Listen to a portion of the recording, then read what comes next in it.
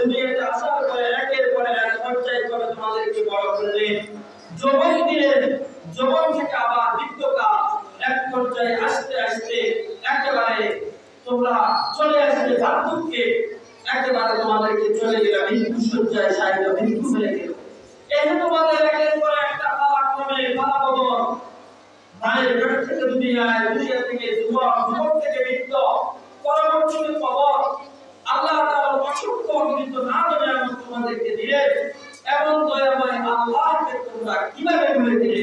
আল্লাহ তাআলা বলেন, ইয়া আইয়ুহাল ইনসান মা গররাকা বিরাব্বিকাল কারীম। তোমরা তোমাদের দয়াময় আল্লাহকে কিভাবে ভুলে গেলে? এই জন্য পদ্মানিশী মা বলেরা কোনোভাবেই সংসারের জামিলার কারণে, অর্থনৈতিক জামিলার কারণে, একটি সাময়িক কষ্টের কারণে আল্লাহকে ভুলে যাওয়া যাবে না। আল্লাহ প্রদত্ত এই বিধানগুলো আমাদেরকে এগুলো অনুসরণ করতেই হবে। আল্লাহ তাআলা আমাদের সকল পদ্মানিশী মা বোনদেরকে আল্লাহ তাআলার বিধান মেনে দুনিয়া জিন্দেগি চলার তৌফিক দান করেন। আমিন। এখন আমরা তো মরেই যাব, তো আমরা দুনিয়াতে যা কিছু করব আমাদের কবরে তাই যাবে। মরে যাওয়ার সময় যারা নেককার হবে তাদের মৃত্যু হবে। হাদিসে বলছে তো ফাতুল মুমিনের মাউত, মৃত্যুটা হবে একেবারে সহজ।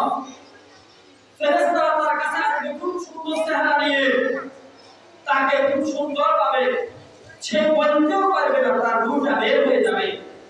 আর যারা নাফরমান, যারা গুনাহগার হবে, বেনামাজিদের উদ্দায়ী, হাদিসে বলতে আসছে যখন তাদের মৃত্যু হবে, একটা তাজা বকরিকে একেবারে জীবন্ত অবস্থায় গায়ের থেকে সামনে উঠে পরিমাণ কষ্ট, একদম বেনামাজি, বেরোজগারি, বেঈমান, কাফের, ফাসিক, ফুজ্জারের মৃত্যু হবে, তার থেকেও বেশি কষ্ট হবে। কোনটা হাদিসে বলতে রাসূলুল্লাহ সাল্লাল্লাহু আলাইহি ওয়াসাল্লাম বলেন, একদম বেনামাজি, বেরোজগারি, কাফের, ফাসিক, ফুজ্জারের মৃত্যু হবে একটা বড় হাঁটুতে একটা সুইয়ের গ্যাপে, সুইয়ের এদিকে ওদিকে ঢুকে যে পরিমাণ কষ্ট, একজন বেনামাজি, বেরোজগারি, বেঈমান, কাফের, ফাসিক, ফুজ্জারের কবর হবে, মৃত্যু হবে, তার থেকেও বেশি কষ্ট। এজন্য আমরা যদি চাই আমাদের মৃত্যুটা সহজ হোক, আমরা যদি চাই আমাদের মৃত্যুটা হাতিয়া হোক, আমরা যদি চাই আমাদের মৃত্যুটা সহজ হোক, তাহলে আমাদেরকে অবশ্যই অবশ্যই অবশ্যই অবশ্যই নেকামল করতে হবে, অবশ্যই অবশ্যই আমাদেরকে নামাজ পড়তে হবে, অবশ্যই অবশ্যই আমাদেরকে রোজা রাখতে হবে, আমাদেরকে পর্দা করতে হবে, স্বামীর বিধান অনুযায়ী চলতে হবে, আল্লাহর আইন অনুযায়ী চলতে হবে। মরে যাওয়ার পরে দুনিয়াতে যা কিছু করবো ততটুকুই আমার শেষ। মরে যাওয়ার পরে আর কোনো আমল আমাদের থাকে না। কিন্তু মরে যাওয়ার পরে যদি আমরা দুনিয়াতে কিছু করে যাই, দুনিয়াতে যদি আমরা কোনো ভালো কাজ করে যেতে পারি, তাহলে হাদিসে বলতে আছে একটা মানুষ মরে যাওয়ার পরে তার আর কোনো আমল অবশিষ্ট থাকে না। কিন্তু যদি লোকটা 3টা কাজ করে যেতে পারে, তাহলে মরে যাওয়ার পরেও লোকটা কবরে শুয়ে থাকবে, কিন্তু তার কবরের মধ্যে আমল যেতেই থাকবে। আসলে কিয়ামতের ময়দানে একটা নেকির জন্য মানুষ যেদিন সে সুন্নাত করবে, ভাই তার ভাইকে চিনবে না, বন্ধু বন্ধুকে চিনবে না।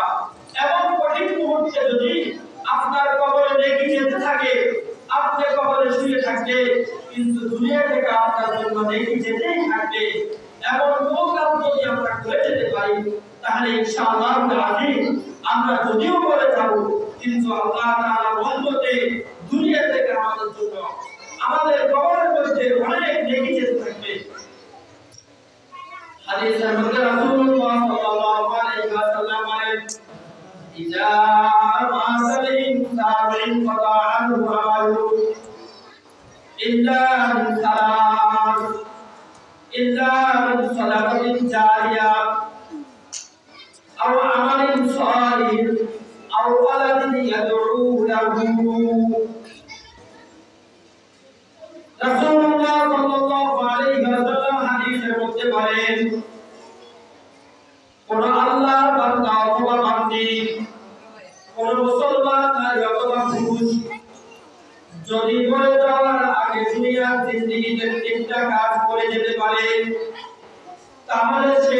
কবরে শুয়ে থাকবে, কিন্তু তার কবরের মধ্যে দুনিয়া থেকে অনেক লেগে যেতে থাকবে। রাসূলুল্লাহ সাল্লাল্লাহু আলাইহি ওয়াসাল্লাম বলেন,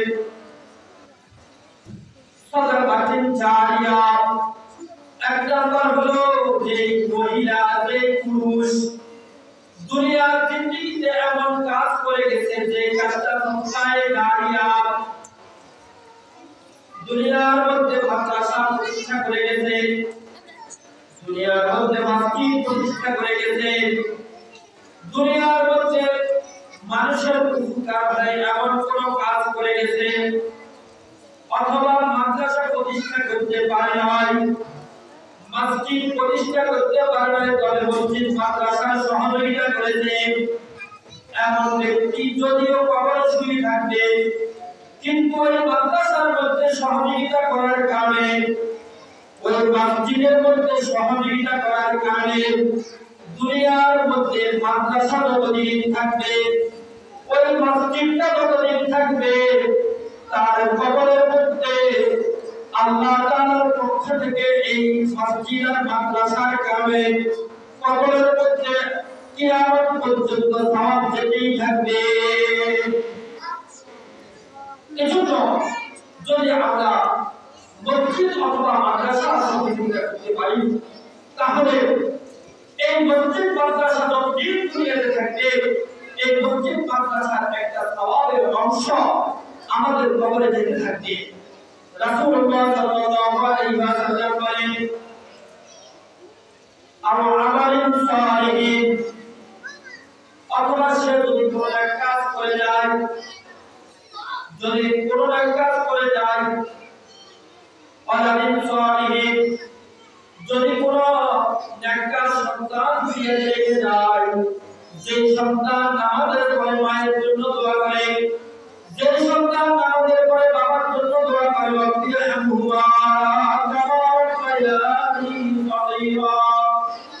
দুনিয়ার মধ্যে যদি কোনো হাফেজ আলেম নেককার সন্তান রেখে যায়, যে সন্তান ইসলামের পক্ষে কথা বলে, যে সন্তান নামাজের ইমামতি করে, যে সন্তান ইসলামের পক্ষে কথা বলে, আল্লাহর পক্ষে কথা বলে, আল্লাহর দ্বীনের পক্ষে কথা বলে, এমন কোন সন্তান যদি দুনিয়াতে রেখে যায়, তাহলে এই সন্তান এক কাজ করে জগৎ পাবে, পিতামাতার আমলনামার মধ্যে, পিতামাতার কবরের মধ্যে এমন একটা সওয়াব যেতেই থাকবে।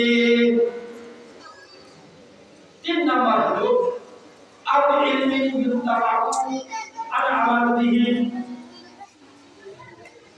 এমন ইলম যে ইলম দ্বারা নিজেও উপকৃত হয়েছে এবং দুনিয়ার মানুষও উপকৃত হয়েছে, নিজে ইলম অনুযায়ী আমল করেছে এবং মানুষদেরকে ইলম শিক্ষা দিয়েছে।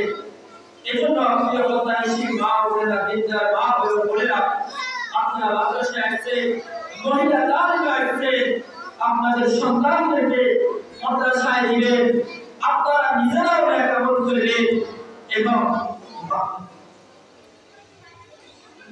আপনারা